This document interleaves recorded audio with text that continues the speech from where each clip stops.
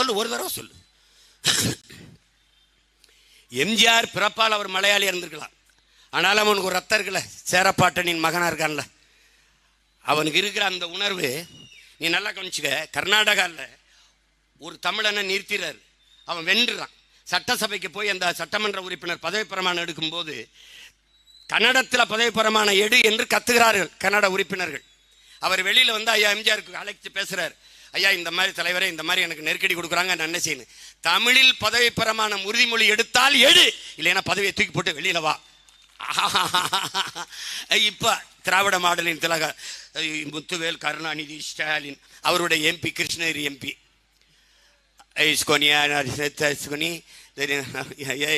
இங்கே வாப்பா, நீ தெலுங்குல உறுதிமொழி எடுத்து யாருக்கு இதை சொல்ல, என்ன சொல்ல விரும்புகிற? எங்களையெல்லாம் விஷம் குடிச்சு சாக சொல்ற. என்னடா மானங்கட்ட தமிழ் பையன் மக்களே, உங்க ஓட்டுல நான் வந்து என் தாய்மொழியில உறுதிமொழி எடுக்கிறதா, இதுக்கப்புறம் ஏன்டா நீங்க வெக்கங்கட்டு மானங்கட்டு உயிரோடு இருக்கிறீங்க? விஷமாங்க காசு இல்லைன்னா அந்த கலாச்சாரத்தை குடிச்சா செத்து போங்கடாங்கிறான். அதான் சொல்றான் அவன்.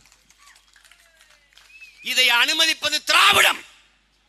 இது என் தாய் நிலம், என் தாய்மொழி. கர்நாடகால இருந்து ஒருத்தன் போய் தெலுங்குல புதைப்பிரமாணம் எடுத்துட்டு வந்துட முடியுமா சொல்லு? யாரா சொல்லு?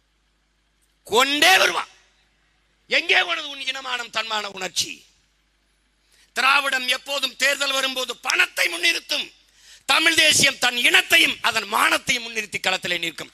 அதான் திராவிடம், இது தமிழ் தேசியம்.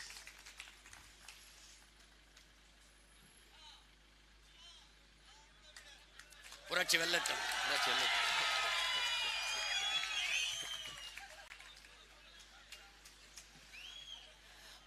ஒன்னு ஒன்னா பார், ஒன்னு ஒன்னா பார். இங்க பார், உனக்கு ஒன்னு சொல்றீங்க. மத்தியிலே கூட்டாட்சி, மாநிலத்தில் தன்னாட்சி. முழக்கத்தை முன்வைத்த பெருந்தகை யார் தெரியுமா? நம் மதிப்பிற்குரிய ஐயா பேரறிஞர் அண்ணா அவர்கள். தன்னாட்சின்னு சொல்லல, அவர் சுயாட்சின்னாரு. அது சுயங்கிறது சமஸ்கிருதங்கனால நம்ம தன்னாட்சிங்கிறோம். மத்தியிலே கூட்டாட்சி, நடுவண் ஆட்சியிலே கூட்டாட்சி, மாநிலத்தில் தன்னாட்சி. மத்தியிலே கூட்டாட்சியும் மலரும் போதுதான் ஒவ்வொரு மாநிலத்திலே தன்னாட்சி மலரும். எல்லா தேசிய இனங்களின் உரிமை பாதுகாக்கப்படும். ஆனால் மத்தியிலே கூட்டணி ஆட்சி தான் மலர்கிறது. கூட்டாட்சி எங்க மலர்கிறது? எங்கே மலர்கிறது? கூட்டாட்சி மலர்ந்தது எப்போது? தேவேகவுடா, ஐ.கே. குஜரால், ஐயா வி.பி. சிங் காலத்தில். பாரு, இந்த சமூக நீதி, இந்த இடஒதுக்கீடு, இதையெல்லாம் பேசுகிறார்கள். நீ நுட்பமா விளங்கிக்க. இஸ்லாமிய சிறை கைதிகள் விடுதலைக்கு நாம் போராடுகிற போது, அழுத்தம் கொடுக்கிற போது ஒரு தீர்மானத்தை கொண்டு வருகிறார்கள். இது இஸ்லாமிய சிறை கைதிகள் விடுதலைக்கென்று ஒரு தீர்மானத்தை நிறைவேற்றி ஆளுநர் ஆர்.என். ரவிக்கு அனுப்புகிறார்கள். அவர் கையெழுத்து போட மாட்டார் என்று அவர்களுக்கு தெரியும்.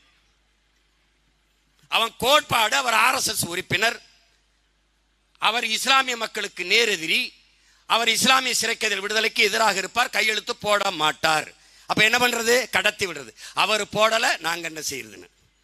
இதை சொல்வதற்கு ஒரு அதிகாரம், இத்தனை உறுப்பினர், இதுக்கு ஒரு சட்டமன்றம், அதுக்கு ஒரு முதலமைச்சர். நீ நல்லா கேட்டுக்க, வெக்கம் கேட்டு ஓட்டு போட்ட எல்லாரும் அவமானப்படு, வெக்கப்படு. எனக்கிட்ட நீ இதை ஒரு கொடுத்து பாரு, கதவை தர, வெளியில வா. நீ என்ன பண்ணுவ? என் மேல வழக்கு போடுறா, பாடுறா, பாப்போம்டா, போட்டு ஒரு தடவை சொல்லு பார்ப்போம். அந்த துணிவில்லை. வீரமற்ற ஆண்மையற்ற மக்கள் குடிக்கிற சரக்குல வீரம் எழுதி வச்சா வந்துருமாடா வீரம்? சாராயத்தில் கூடாதுடா, உடம்புல ஓடுற ரத்தத்திலையும் ரத்த அணுக்களையும் இருக்கணும்டா வீரம். ஒவ்வொரு செல்லுலையும் இருக்கணும். அதை விட்டு சாராய சரக்குல வீரன். அப்ப திமுக இருக்க எல்லா வீரனும் சரக்கு போட்டு தான் அப்படி நிமித்திக்கிட்டீங்களா? எப்படி பாரு. அப்புறம் குடிவாரி கணக்கெடுப்பு. சாதிங்கிறது சமஸ்கிருத சொல், அது இப்போ நம்ம சாதினே வச்சு பேசுவோம். சாதி வாரி கணக்கெடுப்பு நம்ம எடுக்க சொல்றோம். இதை எங்க ஐயா சொல்லி சொல்லி சோர்ந்துட்டாங்க. ஏன்னா இவன் எடுக்க மாட்டேங்கிறான். எங்க ஐயா மருத்துவர் ராமதாஸ் அவர்கள் பல ஆண்டுகளை சொல்லிட்டாங்க.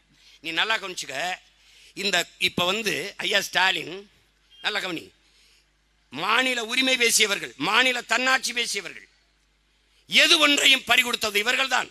மருத்துவத்தை எடுத்துட்டு போனது யாரு? மத்திய அரசு. அப்ப ஆட்சியில் இருந்தது யாரு? காங்கிரஸ். இவங்க இந்த கல்வியை கொடுத்துட்டு போனது யாரு? இந்திரா காந்தி. அப்ப கூட இருந்தது யாரு? இவங்க தான்.